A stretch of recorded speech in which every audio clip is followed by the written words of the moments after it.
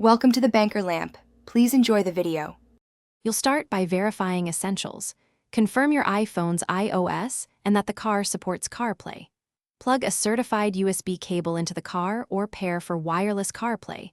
This prevents intermittent disconnects. Once connected, grant CarPlay permission on the iPhone and enable Siri so voice control works. Make these first moves now because a reliable link lets you configure apps and layout without interruptions. Once done, you'll move straight into organizing the screen for safe use while driving. Now you'll customize the CarPlay experience. Open iPhone settings, choose CarPlay, and edit the home screen layout so your most used apps sit on the first page. Drag navigation, phone, and audio controls to reachable positions. This reduces glance time and distraction.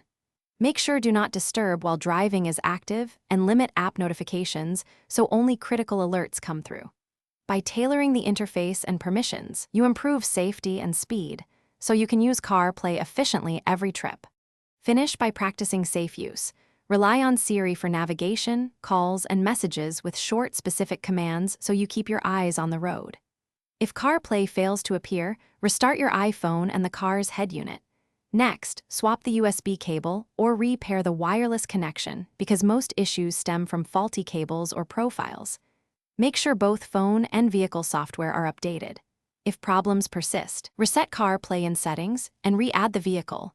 This clears lingering pairing errors. Thanks for watching. If this was helpful, leave a like and consider subscribing. See you next time.